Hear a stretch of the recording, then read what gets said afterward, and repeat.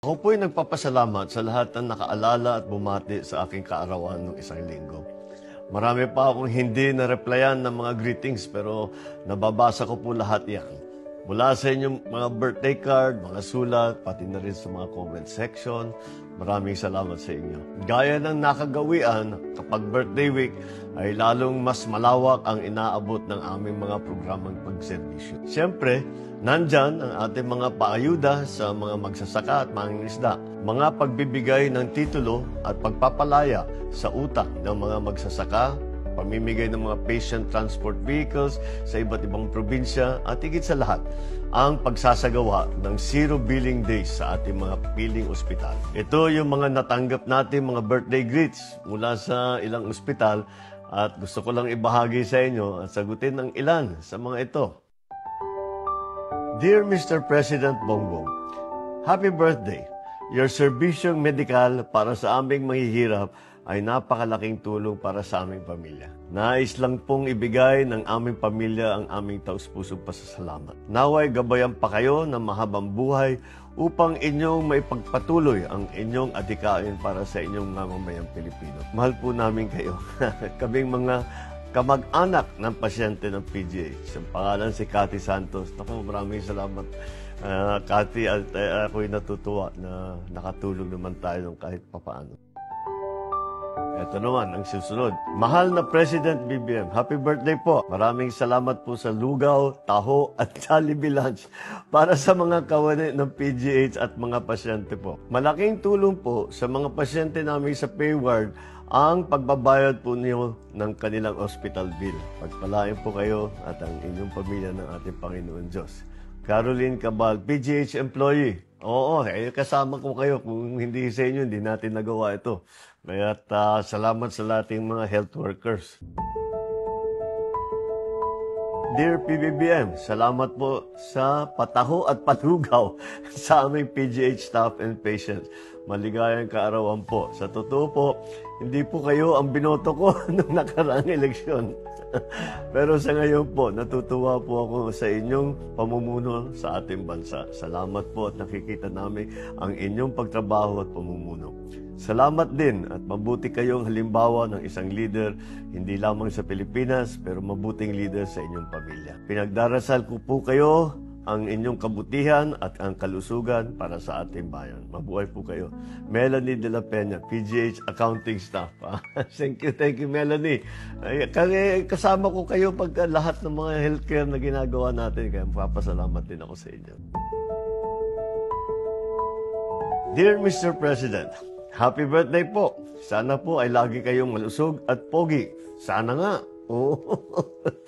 Mr. President, ang hiling din po namin ay mapagtuunan ng pansin ang mga benepisyo para sa mga cancer patient na nakikipaglaban at lumiliban, dumadayo pa sa Manila para magpagamot. Sana ay makasama kami sa mga benepisyo. Salamat sa Jollibee. Malaking tulong po yan. Maria, alam nyo Maria, ganyan talaga, meron tayong mga tinatayo na tinatawag na specialty hospital. Meron nga isang malaking cancer specialty hospital na nasimulaan na sa Pampanga. Maglalagay din po tayo sa mga iba't ibang lugar. Para nga, kagaya ng sinasabi mo, hindi na kayo mahirapan na kahit malalayo, kailangan dadalhin lahat dito sa Maynila para mas malapit, ilalapit namin ang serbisyo ng healthcare sa inyong lahat. Lalong-lalo na sa mga kawawa nating mga cancer patient. Dear Mr. President Bongbong Marcos, happy birthday. Thank you for celebrating your birthday with PGH staff and patients. Sana mabasa nyo itong message ko. Many infants remain unvaccinated because it's not available at Barangay Health Center. Please help or call the attention of DOH to provide Penta and PCV vaccine. Our children's health needs protection. Please help our babies. Thank you po. Isang mami. Nako, tamang-tama po yung inyong nasabi. Dahil kakasimula lang natin ng isang malaking vaccination drive na ginawa ng DOH. Unang-una para sa first 12 months na mabubuo lahat ng iba't ibang bakuna para pagkatapos ng first year ng bata ay makikita natin lahat na ng kailangan ng bakuna ay nabigay na. Kaya tulungan nyo kami para talagang, kasi kung minsan yung iba ayaw magpabakuna dahil natatakot sila, baka hindi maganda yung bakuna, baka lalo masaktan yung bata.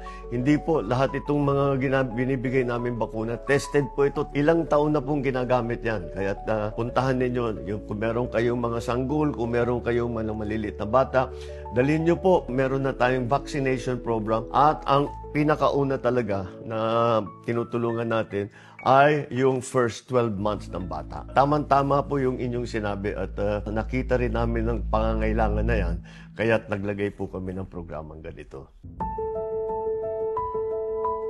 Ito galing kay Angelo Arcangel. This handog ng Pangulo reminds us that every Filipino deserves access to healthcare. Salute PBBM. Tamang totoong-totoo yan. Yung programa nga namin bawat buhay mahalaga dahil talagang kailangan natin patibayin yung healthcare natin. Naramdaman kasi natin yan nung COVID, may pagkukulang talaga sa sistema natin ng healthcare. Kaya riniremedyohan natin yan, kaya gagawa natin ng paraan. Imbis na kayo po ng mga pasyente na pupunta sa ospital, hahanapin namin kayo para mabigyan kayo ng tulong. Ito naman ay galing kay Madi. Happy birthday po, BBBM. Thank you. Isa po kami sa nakinabang sa inyong program. Isang buwan po kami na-confine sa NKTI. Napakaganda ng serbisyo, magagaling ang mga doktor at nurse, at higit sa lahat, wala po kami binayaran. Salamat po marami. Mahal po namin kayo. Mahal po namin kayo. Napakaganda namang pakinggan. Lahat yan, talaga naman, dapat ginagawa. Matagal na dapat natin ginagawa yan. Nabigyan tayo ng pagkakataon na gawin itong ganitong klaseng tulong. Mabuti naman at kayo'y natulungan. Maraming salamat sa happy birthday ninyo. Adrian Bianca, sana po everyday kailangan po yan ng mga kababayan natin, President. Every day should ensure zero billing for patients in public hospitals. Our public healthcare system needs the full support of the government, and public hospitals depend on it to deliver free, quality care to the people. Let's fight for universal health care, where financial burdens no longer prevent access to essential medical services. Public hospitals need you. Let's prioritize the health and well-being of all Filipino citizens. Naku, sang-ayon ako dyan. Totoo lahat ng sinabi mo dyan, Adrian. Sana nga, pagka mapalaki natin ang PhilHealth, yung health insurance, mas malaki ang kayang bayaran ng ating health insurance system. Mababawasan talaga ang kailangan bayaran ng bawat pasyente. Number one para sa akin, sa priority ng ginagawa ng pamahalaan, yung healthcare. Alicari Limas Apolinaria. Still thankful to this effort, though this is just a band-aid solution, the real needs of the Filipino people. It is only for a day. Still, do not be deceived by this. The money is coming from our taxes, after all. Tamang-tama ang lahat ng kanyang sinabi. Totoo yan.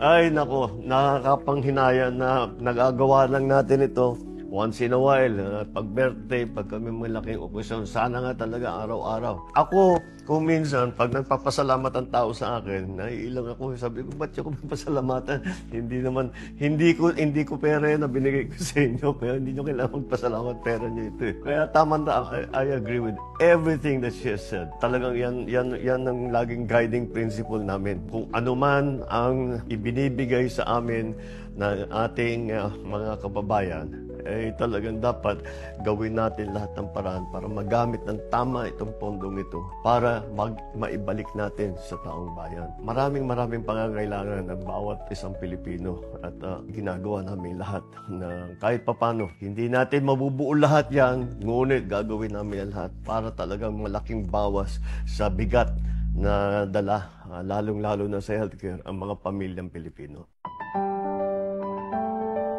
Sa isang bagong Pilipinas, lalo pang palalawakin at ilalapit sa taong bayan ang mga serbisyo ng pamahalaan. Walang pinipili sa pagtulong dahil ang bawat buhay ay mahalaga.